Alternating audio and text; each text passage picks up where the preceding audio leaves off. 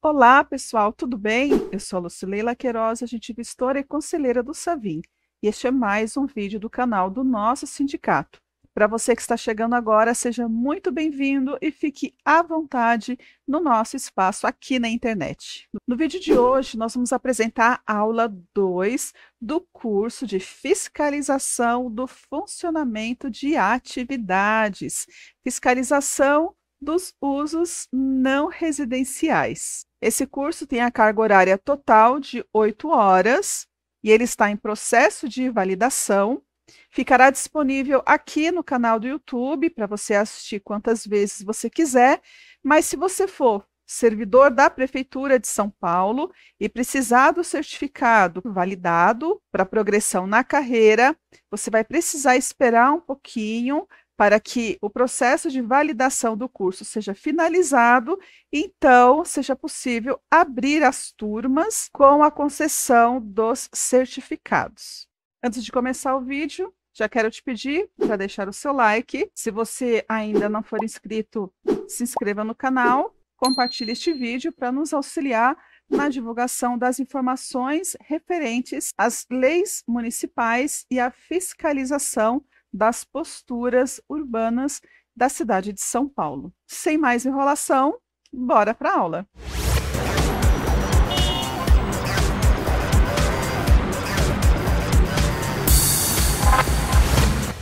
Olá, seja bem-vindo a mais uma aula do curso de Fiscalização de Atividades, Fiscalização dos Usos Não Residenciais. Na aula passada, nós falamos então sobre os tipos de licença que a prefeitura emite, né, que é alvará de funcionamento, alvará de autorização para realização de eventos públicos e temporários, e terminamos falando sobre o auto de licença de funcionamento. E nós vimos que para emissão, para concessão do auto de licença de funcionamento, é importante que a atividade a ser instalada, ela seja permitida na zona de uso, no zoneamento, a edificação seja regularizada e que atenda aos parâmetros de incomodidade e às condições de instalação. Vimos isso como regra geral. Agora, nessa aula, nós vamos começar a ver as exceções que eu havia comentado.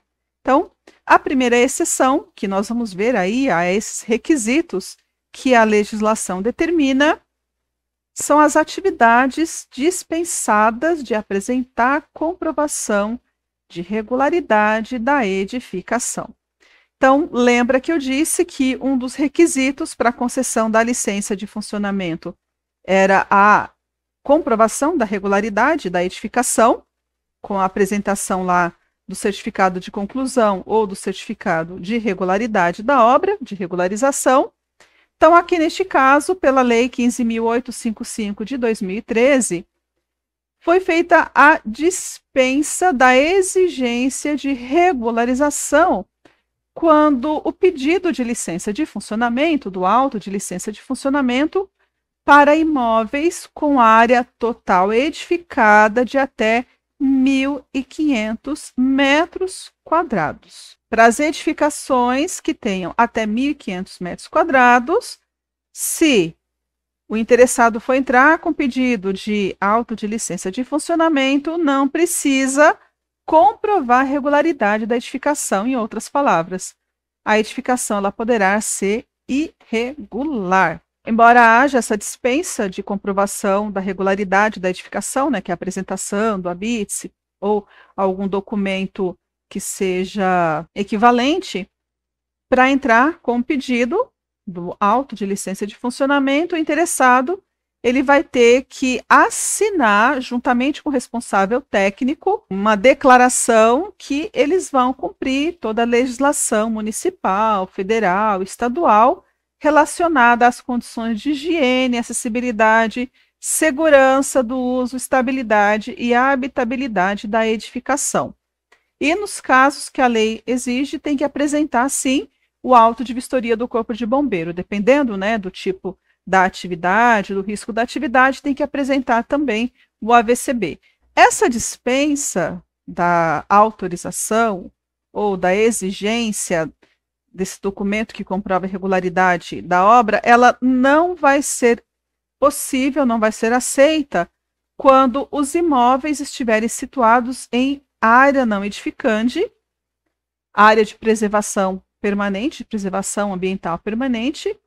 Se for uma parte da construção que tenha invadido uma área pública, ou então que a prefeitura tenha entrado com algum processo judicial de demolição, né? Uma ação judicial que tenha por objeto a demolição dessa edificação. Então, nestes casos, não será possível conceder a licença de funcionamento, mesmo se a edificação ela tiver até 1.500 metros quadrados de área construída, tá? Então, são as exceções dessa dispensa de comprovação da regularidade da edificação. A segunda exceção, aqueles critérios, aqueles requisitos, são as atividades de baixo risco, as atividades consideradas de baixo risco. Essas atividades, elas estão relacionadas lá no decreto 57.298 de 2016 e 58.419 de 2018, né? Ela foi alterada. O decreto 57.298, ele foi alterado pelo 58.419 de 2018. Então, de acordo com esse decreto, o que é considerado uma atividade de baixo risco ou um empreendimento de baixo risco? As atividades consideradas de baixo risco são aquelas previstas no anexo 1 do decreto 57.298 de 2016. Uau! Quais são essas atividades? Eu vou abrir aqui para você ver alguns exemplos, né, de atividades consideradas de baixo risco. Vou abrir o decreto 57.298. O decreto 57.298 de 2016, então, traz aqui quais são os empreendimentos considerados de baixo risco ou as atividades consideradas de baixo risco. Essa versão aqui, ó, ela tem as alterações até setembro de 2018.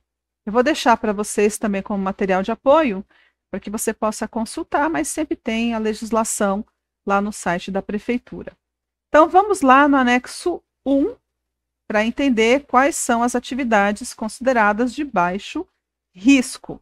Então, olha aqui, é interessante esse decreto porque ele traz pelo CNAE. O CNAE é o Código Nacional de Atividades Econômicas, que é o mesmo CNAE que é utilizado lá quando a pessoa ela vai entrar com o registro da empresa na Receita Federal e é emitido o CNPJ, né, que é o Cadastro Nacional de Pessoas Jurídicas, de acordo com o CNAE que é emitido lá, o CNPJ. Então, esse CNAE tem aqui, que é o tipo de atividade econômica desempenhado. Então, tem aqui, ó, fabricação de biscoitos e bolachas, tem relacionados aqui todos os CNAEs que são considerados de baixo risco. Confecção de roupas íntimas, fabricação de meias, e aí, ó, decoração, lapidação, gravação e outros trabalhos em cerâmica, louça, vidro e cristal, e assim vai, ó.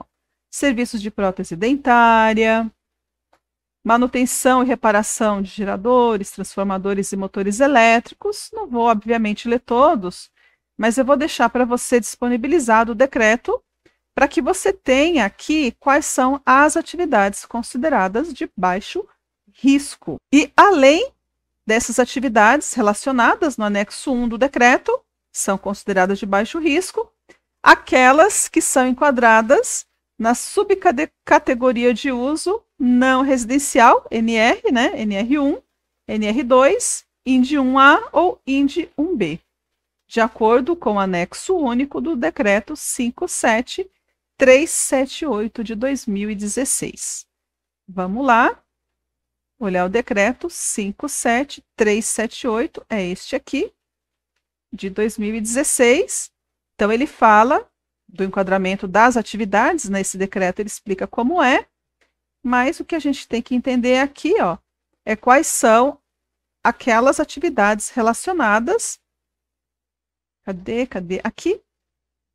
NR1, NR1, todas essas atividades, NR1, NR1, NR1, aquelas relacionadas como NR2 e IND 1A ou IND 1B. Tanto o inciso 1 quanto o inciso 2 são consideradas atividades de baixo risco. Além disso, essas atividades elas precisam estar instaladas nas edificações que tenham até 1.500 metros quadrados de área construída. A construção não pode ter mais de 1.500. Se a área a ser utilizada pela atividade tiver mais de 1.500 metros quadrados, aí ela não é mais enquadrada como atividade de baixo risco. Ela pode até estar relacionada no anexo 1, ou então classificada lá no decreto 57378, com esses usos que eu acabei de falar. Se a área construída for maior do que 1.500 metros, ela vai deixar de ser considerada de baixo risco. E precisa estar instalada em uma área de até 500 metros quadrados, independente do porte da edificação. E aí não é a área construída, mas a área do imóvel tenha mais do que 500 metros quadrados, mesmo que a edificação seja menor do que 1.500, mas se a área total do imóvel for maior do que 500 metros quadrados, também não é considerado mais de baixo risco.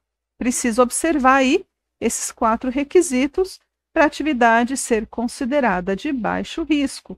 E aí, como eu disse, o processo de análise e concessão da licença, ele é mais facilitado. Tem algumas facilidades, não há tantas exigências para emissão do auto de licença de funcionamento. Não vou entrar aqui nos detalhes do que é preciso ou não, porque a concessão da licença de funcionamento, a análise do pedido, é lá da unidade de licenciamento. Aqui para a gente não vai precisar saber disso. O que nós precisamos entender e saber é, olha, a tua atividade ela é considerada de baixo risco, é mais fácil para você conseguir tirar a licença de funcionamento. Se você tiver, por exemplo, numa ação fiscal, para orientar o munícipe nesse sentido.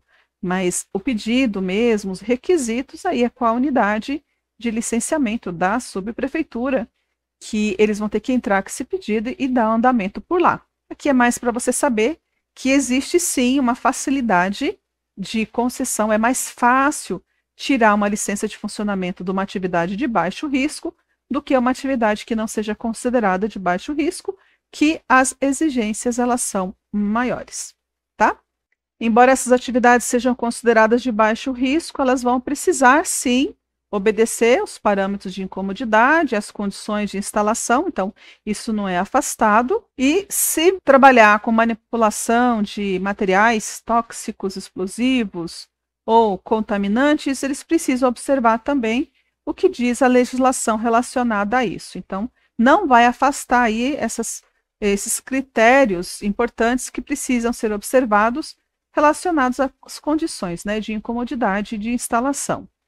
E conforme já havia comentado, como as edificações das atividades de baixo risco de área construída, né, não pode ter mais do que 1.500 metros, caso seja a pessoa entre com pedido de licença de baixo risco, vai estar dispensado aí de apresentar a comprovação da regularidade da edificação. Então, atividade de baixo risco pode sim ser instalada em imóveis irregulares, desde que sejam respeitados as condições de higiene, de segurança, estabilidade e habitabilidade da edificação. Tem que ter lá aquela declaração, né, do interessado e do responsável técnico, dizendo que eles vão respeitar a legislação relacionada a essas condições e que a atividade possa vir a apresentar ou trabalhar com isso. A outra exceção, que diz respeito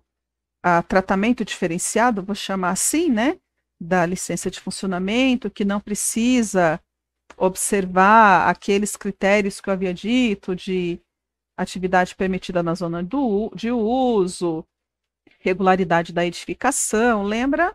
Então, neste caso aqui, é o auto de licença de funcionamento condicionado. A Lei 15.499 de 2011 é a lei que instituiu o auto de licença de funcionamento condicionado, teve alterações posteriores.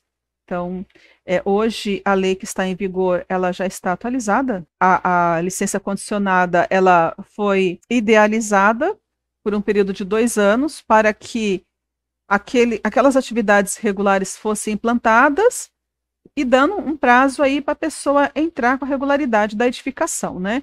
Porque a licença de funcionamento condicionada ela está vinculada à instalação de atividades em edificações irregulares, que não sejam regularizadas, conforme a gente já viu lá os critérios. Então, neste caso aqui, a ideia, quando surgiu a licença condicionada, era dar um prazo para que a pessoa pudesse regularizar a edificação.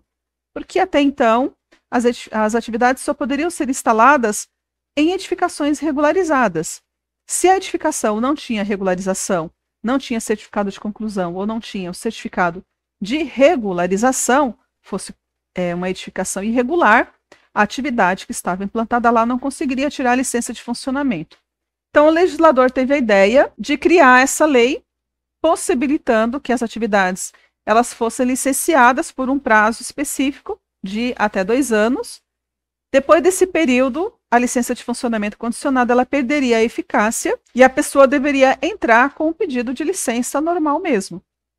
Então, esse período de 2 anos seria para entrar com o pedido de regularização, fazer a regularização da edificação para que, vencendo ali o prazo da licença condicionada ou saindo da regularidade da edificação, o interessado pudesse entrar com pedido de licença de funcionamento com os seus requisitos normais. E aí, essa licença de funcionamento ela seria emitida por prazo indeterminado.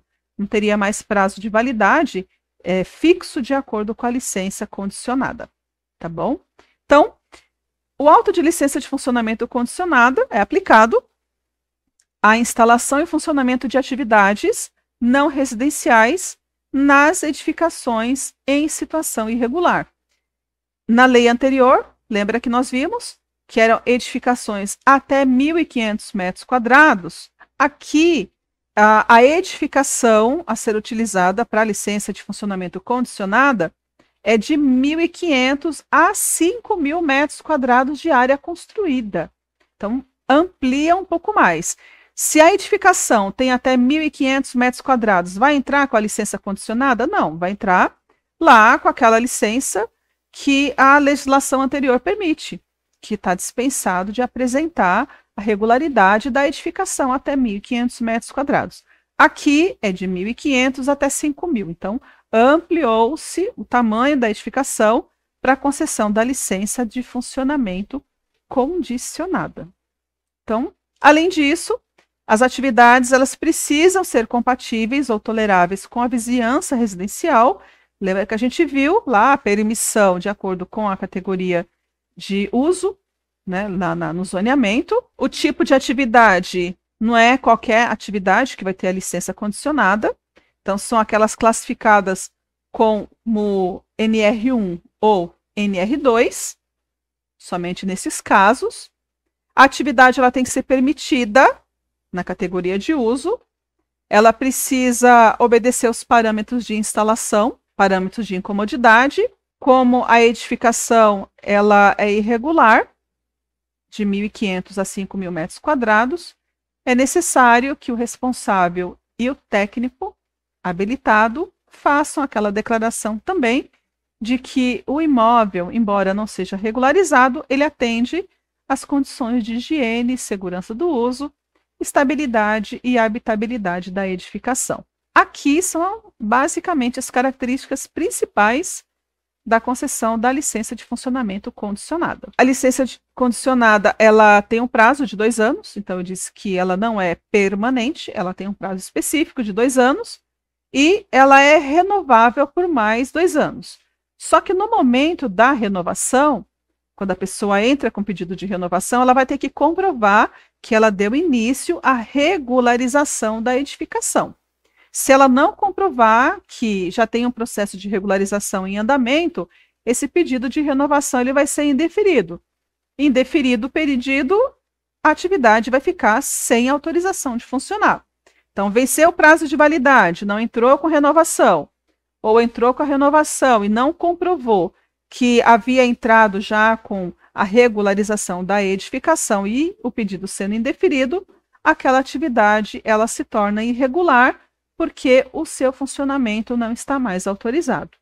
Então, caducou a licença de funcionamento condicionada e a pessoa não conseguiu renovar. Passou o prazo de 2 anos mais 2 anos, né? Se fez a renovação e a pessoa não conseguiu sair, fazer a regularização e entrar com a licença de funcionamento, com auto de licença de funcionamento permanente, também a pessoa vai ficar em situação irregular. A licença condicionada, ela não vai ser emitida se o imóvel está instalado em área contaminada, em faixa não edificante, em área de preservação permanente, se estiver, no caso, em área municipal, ou se tiver invadido, né, a área pública, o logradouro público, se for objeto de ação judicial também, da prefeitura, contra o dono do imóvel com a finalidade de demolição, uma ação demolitória, ou se estiver situado em área de risco geológico ou geotécnico. Atualmente, nesse dia de hoje, nós estamos em agosto de 2022, está em vigor a Lei 17.771 de 2022, que estende a possibilidade de utilização aqui da licença condicionada até o dia 31 de dezembro de 2023. Se chegar no dia 31 de dezembro de 2023 e não houver uma nova lei prorrogando aí essa data, a licença de funcionamento condicionada ela vai deixar de existir.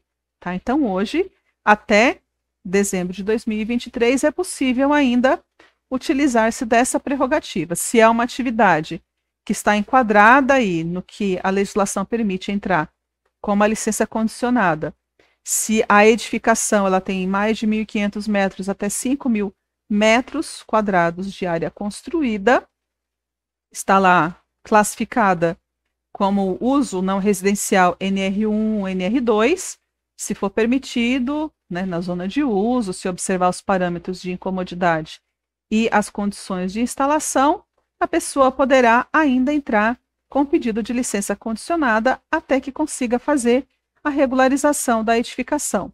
Regularizou a edificação, aí entra com pedido de licença de funcionamento contínuo. E depois não vai ter mais esse tipo de preocupação de ficar, né, renovando a licença de funcionamento ou ficar preocupado da licença perder aí a sua validade.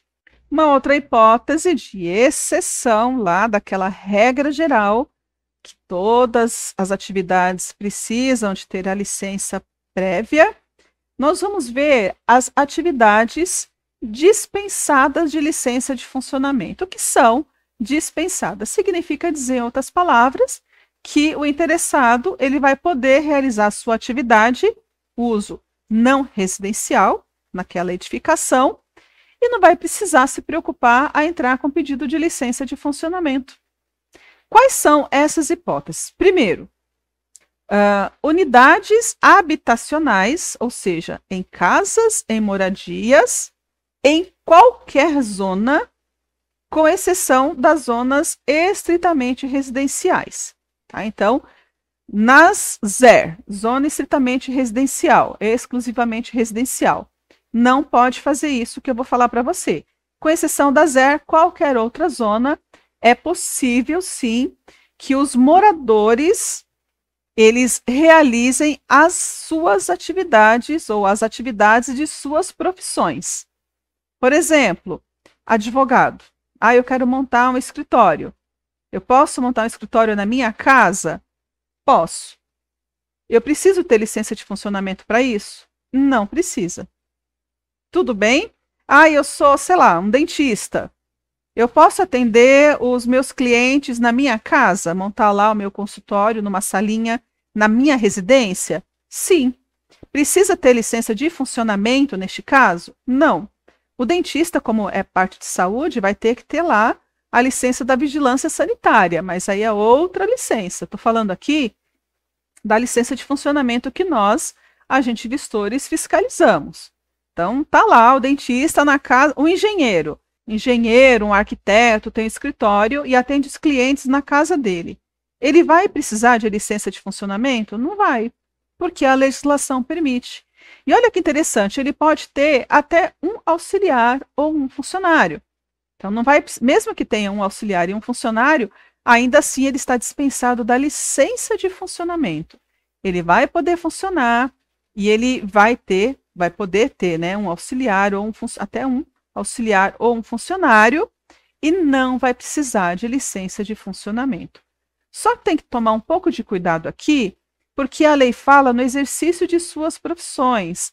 E geralmente o exercício das profissões, elas estão relacionadas àqueles profissionais liberais, que eles vão lá fazer, sei lá, um curso técnico ou uma faculdade profissionalizante que lhes dê as condições de exercício de sua profissão, que tenha lá a concessão, né, de, sei lá, um psicólogo que possa trabalhar como profissional liberal, como eu disse, né, um advogado, um dentista, sei lá, um médico que quer atender os clientes na casa dele, imagina, alguma coisa relacionada à profissão, aos profissionais liberais, que em vez de abrir um consultório, abrir um escritório, ele queira trabalhar na casa dele, é possível sim, desde que não seja numa zona estritamente residencial, ele pode fazer isso e pode ter até um funcionário. E não precisa de licença de funcionamento. Tá bom? Então, nesses casos aqui, a atividade ela é dispensada de licença de funcionamento. A segunda opção aqui são as atividades instaladas em moradias, tá? Unidades habitacionais, em moradias, nas zonas estritamente residenciais. Então, pode ter uso não residencial nas zonas estritamente residenciais? Pode. Aos moradores, então, aquele que mora na residência, ele pode. Mas qual atividade que ele pode exercer? Qualquer tipo de atividade? Não. Atividades intelectuais. Tá? Então, a gente já vê aqui que não pode ter nenhum tipo de produção em ZER, porque são atividades intelectuais, não são atividades de produção. Além disso, não pode receber clientes. No exemplo de cima, não tem a restrição de clientes. Então, eu posso ter, se eu não morar numa ZER, eu posso abrir um escritório de advocacia e eu posso receber os meus clientes na minha casa. Na ZER, não pode. Imagina que, sei lá, eu sou pinto quadros. E aí, o meu cliente, ele me faz uma solicitação, eu vou pintar um quadro para ele, fazer uma escultura, por exemplo, e eu vou entregar, vou mandar levar. Eu não posso receber esses clientes em casa, tá? Em ZER não pode ter aquele entra e sai de clientes na residência. E mais, não pode ter funcionários e não pode ter auxiliares. Neste caso aqui, é proibido ter auxílio de funcionários ou auxiliares. E precisa observar os parâmetros de incomodidade lá definida para ZER. Tá bom? E obedecendo esses critérios, é possível, em ZER, em zona estritamente residencial, exercer uma atividade, um uso não residencial, na moradia, pelo morador, desde que seja uma atividade intelectual, desde que não receba clientes e que não tenha auxiliares. Por que a gente fala aqui desses requisitos, né? Desde que. Porque se a pessoa não estiver obedecendo esses critérios, aí esse uso ele torna-se desvirtuado. Por exemplo, em ZER, se a pessoa não está exercendo uma atividade intelectual, vai precisar de licença, quer dizer, não vai poder ter, porque lembra que a gente viu que lá em ZER praticamente todas as atividades elas são proibidas, né? São poucas as atividades que são permitidas em ZER. Então, se não for permitido, não vai poder realizar aquela atividade. Se for uma atividade intelectual e receber cliente, já está desvirtuando, está errado.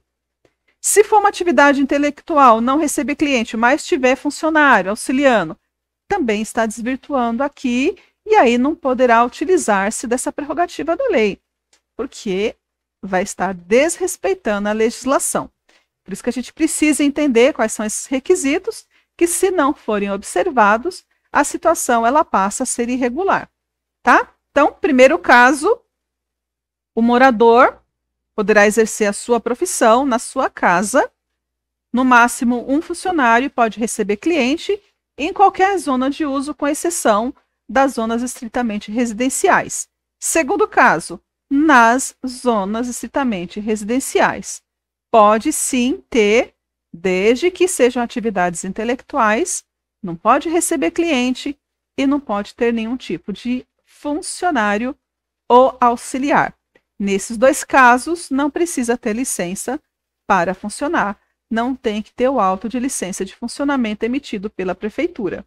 E a terceira possibilidade aqui de funcionamento dispensado da licença, pode funcionar a atividade, não precisa ter licença de funcionamento emitido pela prefeitura, é no caso do MEI, do microempreendedor individual.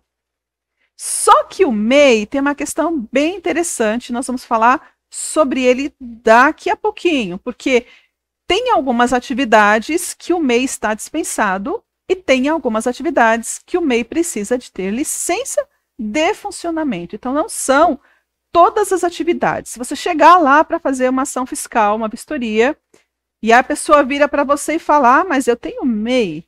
Tudo bem, senhor, tudo bem, senhora. Mas qual é a atividade que o senhor está exercendo? Tem atividade que o MEI é suficiente, basta ter o MEI, não precisa da licença de funcionamento. Tem atividade que, embora tenha o MEI, precisa da licença de funcionamento. Onde que nós vamos ver isso? Na lei específica. Tem a Lei 15.031, que é a lei que trata da regulamentação do microempreendedor individual aqui na cidade de São Paulo, e tem o decreto que relaciona todas as atividades, as que precisam de licença e as que não precisam de licença, que é o decreto 51.044 de 2009. Então, o que a gente precisa entender aqui agora neste momento? Que o microempreendedor individual, o MEI, não é uma forma de autorização de funcionamento. O MEI ele foi criado para você já entender de onde surgiu, né, essa figura do microempreendedor individual. A ideia foi formalizar aquelas pessoas que trabalhavam por conta e que não tinham condições de abrir e manter uma empresa, porque hoje as empresas elas têm custos, têm impostos, têm taxas que precisam ser recolhidas periodicamente para que as empresas possam funcionar. Então, o MEI é uma possibilidade de formalização, é a criação de uma pessoa jurídica independente ali da pessoa do sócio, né, que a partir do momento em que o MEI é registrado, é emitido um número de CNPJ, de Cadastro Nacional de Pessoa Jurídica, e esse CNPJ é o que vai caracterizar aquela empresa. Então, o MEI nada mais é do que uma empresa micro, pequenininho, por isso que o nome é microempreendedor individual. Já eu vou fazer a diferenciação entre o MEI, a microempresa e a empresa de pequeno porte, que são empresas que têm um tratamento diferenciado pela legislação, primeiramente federal, né, que traz a previsão desse tratamento diferenciado, mas principalmente aqui no nível municipal, que é o que a gente trabalha no nosso dia a dia. Então, essa exigência federal desse tratamento preferencial ou diferenciado para essas empresas menores, a prefeitura ela precisa observar também, tá? Então, daqui a pouquinho eu vou fazer a diferenciação, mas aqui é só para você entender. O microempreendedor não é uma pessoa que trabalha, é uma empresa. Chegou lá, tem o MEI, eu estou aqui, apresentei o MEI. Você não pode enxergar a pessoa responsável pela atividade, você vai ter que enxergar uma empresa micro, que é representada ali por aquele sócio, que é a pessoa que entrou com aquele MEI, tá? Então, a gente precisa entender que a figura do MEI e a figura do sócio do responsável, elas não se confundem. O MEI é uma pessoa jurídica, o responsável lá pela atividade é a pessoa física. Se você chegou no local lá da atividade, tem as características de ser uma microempresa, uma microatividade, mas o responsável ele não está formalizado, ele não tem o MEI, é uma atividade irregular, tá? Então ele vai responder em nome próprio até que ele entre com a sua regularização. Mas se já foi feita a inscrição como MEI, tem o CNPJ, o que você vai utilizar na ação fiscal é o CNPJ e o MEI, esse nome, né, da empresa e o número do CNPJ. Você não vai usar o CPF do responsável. Você vai usar o CNPJ do MEI, porque é uma pessoa jurídica, é uma microempresa. Espero que tenha ficado claro aí. O MEI ele poderá ser exercido em qualquer zona de uso, a não ser nas zonas estritamente residenciais, porque lá é proibido as atividades relacionadas aos microempreendedores individuais. Na ZER só pode aquelas que eu havia comentado com vocês, né, que é dispensado de licença, ou então aquelas que são permitidas, que estão lá definidas na Lei 16.402, nos quadros 4, 4A e 4B. Tá bom? Vamos entender agora a diferença entre MEI, microempreendedor individual, a microempresa, conhecida como ME, e a empresa de pequeno porte, que é a EPP. Por que que nós precisamos saber isso? Porque a ação fiscal ela é diferenciada. Quando eu falar dos procedimentos fiscais, eu vou explicar para você que quando se tratar de MEI é uma ação. Quando for microempresa é outra ação. Quer dizer, microempresa e empresa de pequeno porte, né? Que as duas têm um tratamento, são semelhantes. Na verdade, os procedimentos fiscais da ME e da EPP são semelhantes, só na hora da ação fiscal que a gente vai ter que diferenciar qual é uma e qual é a outra. E o MEI, que tem um tratamento diferenciado, é um processo diferente. A ação fiscal, ela não é igual para o MEI, para a ME, EPP e uma empresa normal que seja de um médio porte ou grande porte. Isso a gente vai ver lá nos procedimentos fiscais. Aqui é só para a gente entender qual que é a diferenciação entre elas. Tem uma lei federal, que é a Lei Complementar 123, de 2006. Ela foi alterada depois pela 127, 128, que tem algumas alterações. Mas a base da ME e da EPP é essa Lei Complementar 123. Eu coloquei o MEI aqui, porque o MEI ele é menor ainda do que a microempresa e da empresa de pequeno porte. Então, se a ME e a EPP têm tratamento diferenciado, tem algumas facilidades fiscais, inclusive, né, que a gente vai ver já já, o tipo de facilidade que essas empresas têm, o MEI tem mais ainda, porque é menor até do que uma microempresa, né? Tem um tratamento até mais diferenciado e mais privilegiado, vou chamar assim, do que essas empresas menores.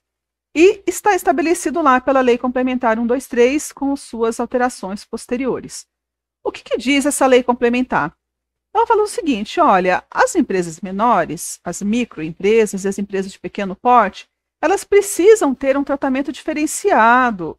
Elas, poxa vida, são umas empresas menores. Eu não trouxe aqui, mas tem levantamentos que dão conta que o maior número de empresas que tem no Brasil são ME ou são EPP, tipo, em torno de 80%, se eu não estou enganada, dessas empresas pequenas. Então, a ideia do governo foi criar alguns incentivos para estimular essas empresas não só a abrir, mas para auxiliar que elas continuem em funcionamento por conta da carga tributária. Porque se aplica uma carga tributária muito alta, essas empresas elas não conseguem continuar funcionando, porque elas não conseguem pagar lá a quantidade de impostos. E não foi só alguns privilégios relacionados a questões tributárias, questões fiscais. A lei ela trouxe uns outros privilégios que são aplicados e que esses privilégios eles traduzem até chegar na aplicação das leis municipais, tá? Então, vou trazer aqui o que tem relação à nossa ação fiscal de licença de funcionamento, que precisa ser observado e o que a gente precisa entender da diferenciação aí entre esses tipos de empresa, tá? Então, primeiro, o que é o MEI? O microempreendedor individual. É uma pessoa que trabalha por conta própria e quer se tornar empresário. A partir do momento que ele faz o seu registro lá como MEI, ele se torna um empresário individual. Mas ele é micro porque ele trabalha geralmente sozinho, por conta própria, ou tenha no máximo um empregado, tá? A ME já é considerada uma empresa, não é uma pessoa que quer se tornar empresária, é uma empresa. Essa empresa ela pode ser uma empresa individual, ou pode ser uma empresa coletiva, tá? Então, pode ser lá um responsável pela ME, pode ser um empresário individual ou pode ter sócios, e ela pode exercer as atividades de comércio, serviço ou indústria. Então, ela é caracterizada, e nós vamos ver daqui a pouquinho que o que diz que ela é uma ME é o porte da empresa, o tamanho dela. Tem outras classificações, tem uma classificação que é pelo número de funcionários e tem uma classificação que é pelo faturamento anual. Essa tabela eu tirei lá do Sebrae, não coloquei aqui, mas eu peguei no site do Sebrae e essa classificação é pelo faturamento, tá? Mas vocês podem encontrar algumas outras classificações, mas relacionados à quantidade de funcionários, ao número de funcionários, porque de acordo com o número de funcionários a classificação é diferente.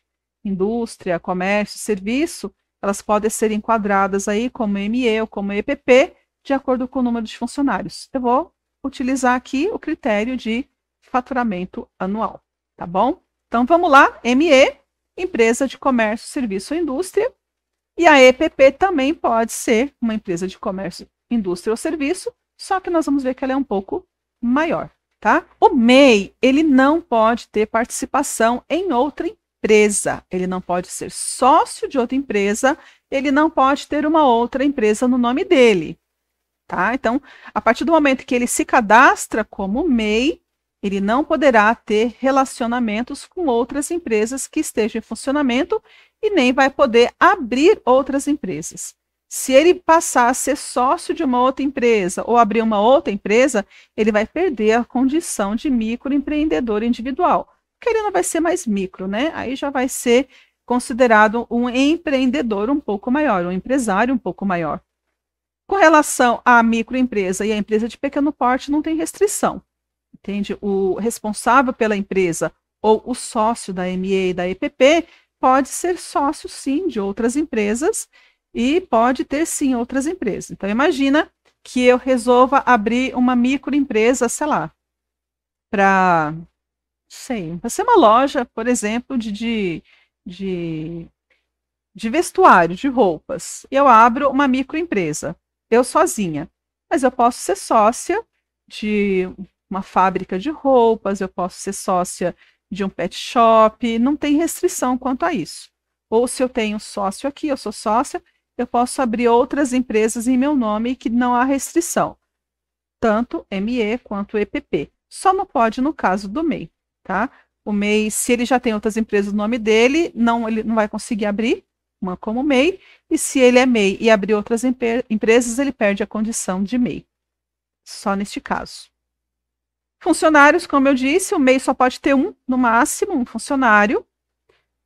Na ME e na EPP não vai ter restrição aí da quantidade de empregados, restrição na quantidade mínima. Eles vão poder ter, sim, a quantidade de empregados que for necessário, tá? E o que vai fazer a diferença também, principalmente da ME e da EPP, é o faturamento anual, neste caso que eu trouxe para vocês, de diferenciação. Então, o faturamento anual do MEI é até R$ 81 mil nessa data de hoje, agosto de 2022, porque depois esse valor ele vai sendo atualizado, né, constantemente. Então, hoje é até 81 mil anuais. A ME até 360 mil anuais. Ah, eu posso abrir uma ME que fatura até 80 mil? Sim, porque não tem restrição do mínimo. A restrição é do máximo. Então, até 360 mil por ano é considerado ME, faturamento bruto, tá? Se passou de 360 mil até 3 milhões e meio, 3 milhões e 600 mil, já é considerado uma empresa de pequeno porte. Mais de 3 milhões e 600 mil por ano, aí é considerada uma empresa de médio porte, e aí tem as classificações que eu já não vou entrar neste caso, né? Aqui é só para a gente entender que a EPP é até 3 milhões e 600 mil reais. Então, aqui é o faturamento anual que vai fazer a diferenciação entre o MEI, microempresa e empresa de pequeno porte. O que é importante a gente entender que a Lei Complementar 123, ela trouxe e que vai impactar na nossa atividade. O MEI, eu vou falar já já que tem, como eu disse, uma lei específica, tá? Um tratamento diferenciado, procedimento fiscalizatório diferenciado. Aqui eu vou falar da 123, especificamente da microempresa e da empresa de pequeno porte. O que diz a lei? Diz que a fiscalização em microempresas e empresas de pequeno porte deverá, olha só, esse verbo deverá é uma obrigação. Então não é poderá, você não tem essa possibilidade. É obrigação, deverá ser prioritariamente orientativa, orientadora. Então, a princípio, toda vez que você chegar no estabelecimento que não tenha licença de funcionamento, a pessoa ela tenha o seu cadastro no CNPJ e está cadastrado como ME, como microempresa ou empresa de pequeno porte, não dá para começar a ação fiscal direto por falta de licença de funcionamento. Tem que dar um termo de orientação. Isso lá no tablet, no procedimento fiscal, tem. Nós vamos falar mais para frente, mas você já deve ter percebido que tem lá um procedimento diferente quando é ME e quando é EPP. Então, primeiro, termo de orientação. Se você chegou no local, não deu o termo de orientação, fez a ação fiscal direto, a sua ação fiscal ela está irregular. Se já foi feita a lavratura da multa, essa multa ela vai ter que ser cancelada, porque primeiro é o termo, na primeira vistoria, vai ser emitido o termo de orientação. A multa vai ser só na segunda vistoria se a pessoa não entrou com pedido de licença de funcionamento. Tá bom? Então, prioritariamente, e o verbo é deverá, é obrigação, não é possibilidade. Então, tem que fazer, porque senão vai invalidar a ação fiscal se esse critério aqui de orientação não for observado. Mas, se a gente continuar lendo, nós vamos ver o seguinte, que a fiscalização deverá ser orientativa, orientadora prioritariamente, quando a atividade ou situação, por sua natureza, comportar grau de risco compatível com esse procedimento. Então, vamos lá, vamos entender. Grau de risco compatível. Se for uma atividade cujo risco de segurança, insalubridade, seja muito alto, que possa acontecer um acidente ou que seja um risco de contaminação. Imagina que é uma empresa que esteja contaminando o meio ambiente, que seja uma empresa que pode causar lá uma explosão, que não esteja obedecendo os critérios, os parâmetros de instalação e de segurança. Então, neste caso, se for observado que há um risco iminente de acontecer um acidente ou um dano maior, aí sim poderá ser afastada essa fiscalização orientativa, em vez do termo de orientação, aí já vai direto para a licença de funcionamento. Tem que tomar muito cuidado na hora da vistoria para fazer direitinho esse enquadramento, porque é possível fazer o afastamento dessa permissibilidade dessa segunda vistoria, dessa primeira vistoria, sim, mas o risco da atividade precisa ser muito alto, que não dê tempo, por exemplo, para que a pessoa tenha lá os 30 dias que a legislação permite aqui do termo de orientação para entrar com pedido de licença de funcionamento. Então, imagina que é uma atividade que cause coloque em risco, né, os vizinhos, os transeuntes muito grande, que não dá para esperar. Neste caso, na primeira fiscalização, já poderá fazer ação fiscal direto, mas isso daqui vai ter que ser justificado. Porque se a pessoa entrar com recurso depois para invalidação da ação fiscal, porque se a ação fiscal ela for invalidada, ela vai ter que recomeçar. E aí é emitido o termo de orientação com todos os prazos. Então, precisa tomar muito cuidado para que isso seja comprovado para afastar. Se não houver grau de risco muito grande, e se o grau de risco ele seja compatível, seja uma atividade que não tenha um risco muito alto, aí tudo bem, faz o termo de orientação, aguarda o prazo, se a pessoa não entrar com o pedido de licença de funcionamento dentro do prazo concedido, inicia-se a ação fiscal por falta de licença de funcionamento, tá? Então, isso daqui é uma permissibilidade, uma facilidade que a lei federal trouxe para as empresas pequenas, ME e EPP, empresa de pequeno porte. Continuando aqui, que mais que diz a lei? Diz o seguinte, que será observado o critério de dupla visita para lavratura de autos de infração. Então, autos de infração e imposição de multa, dupla visita. Não vai, na primeira visita, constatou irregularidade, já multar. Faz o termo de orientação. Na segunda visita, se continuou constatando irregularidade, aí sim vai fazer a aplicação do auto de infração e do auto de multa correspondente, tá? Mas tem ali uma exceção, tem um salvo. A dupla visita é regra geral. Quais são as exceções? Quando ocorrer reincidência, quando houver fraude, no caso de resistência ou no caso de embaraço à fiscalização. Nestes casos aqui, é possível sim afastar o critério da dupla visita e aplicar a penalidade sem fazer as duas visitas. Mas, de novo, toda vez que isso acontecer, vai precisar ser plenamente comprovado, porque senão essa ação fiscal ela poderá ser cancelada. É possível aplicar o critério de dupla visita? Aplica, mas se for no caso que você vê que já foi feito, já foi lá, a pessoa ela continua com a irregularidade e você percebe que está causando um embaraço, dificuldade para a ação fiscal e está se esquivando e você não consegue encontrar nunca a pessoa, poderá afastar, mas não esqueça que precisa ser comprovado depois essa situação da exceção da aplicação da dupla visita. Além disso, de acordo com a legislação, os órgãos e as entidades competentes vão definir quais são as atividades e quais são as situações que a atividade é considerada de alto risco e que não vai ser aplicado aí o critério de dupla visita. Então, imagina que essa é a regra geral para todas as MEs e EPPs. Mas tem atividades, conforme eu já falei, né? A questão do grau de risco compatível com o procedimento lá da visita orientadora.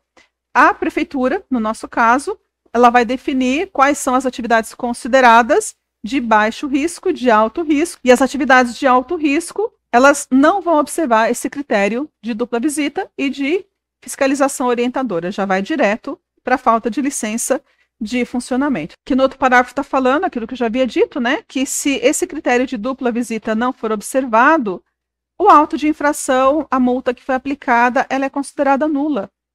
Então, vai ter que cancelar toda a ação fiscal e reiniciar. Então, tem que tomar muito cuidado com relação a isso. Se não houver aí o afastamento por questão de risco da atividade, ou então aqui, no caso que eu falei, reincidência, fraude, resistência ou embaraço à fiscalização, sempre aplica a visita orientativa, faz o termo de orientação e depois, na segunda visita, aí faz a emissão do auto de multa correspondente para evitar que a ação fiscal seja cancelada. E no último parágrafo diz o seguinte, que esse benefício, dupla visita, termo de orientação, não se aplica a infrações relativas à ocupação irregular da reserva de faixa não edificável, da área destinada a equipamentos urbanos, área de preservação permanente e faixas de domínio público de rodovia, ferrovia, dutovia ou de vias e logradouros públicos.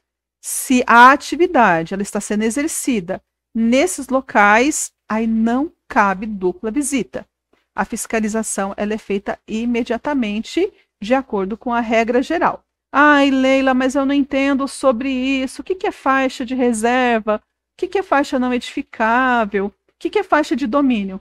Vai lá no curso de fiscalização de obras e edificações, que lá eu explico direitinho quais são essas faixas e qual a diferença entre elas, para que você conheça mais.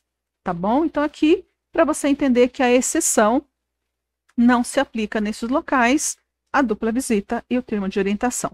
Chegou lá, em uma faixa, numa área não edificante, está tendo uma atividade, é uma ME, não tem problema, você já vai entrar direto com o pedido de licença de funcionamento, com a ação fiscal de licença de funcionamento. Não esqueça que você vai ter que fazer a caracterização dessa situação. Você vai ter que explicar lá no processo de ação fiscal por que que você optou em iniciar a ação direto e não fazer o termo de orientação para evitar que a sua ação fiscal seja cancelada. Por hoje é isso, tá? Esse vai ser o conteúdo da nossa aula, nós vamos parar por aqui. Na próxima aula, nós vamos começar a falar sobre o MEI e as características do MEI, tá? Então, esse é o nosso conteúdo da aula de hoje. A aula que vem, nós vamos dar continuidade. Até lá! Então é isso, pessoal. Esse foi o vídeo que nós preparamos para vocês hoje. Espero que você tenha gostado. Se você gostou, deixa o seu like. Se você não for inscrito no canal, se inscreva, compartilhe o nosso vídeo para nos ajudar na divulgação dos conteúdos aqui do canal do Savim. E te vejo na nossa próxima aula. Um grande abraço, fique bem e até lá!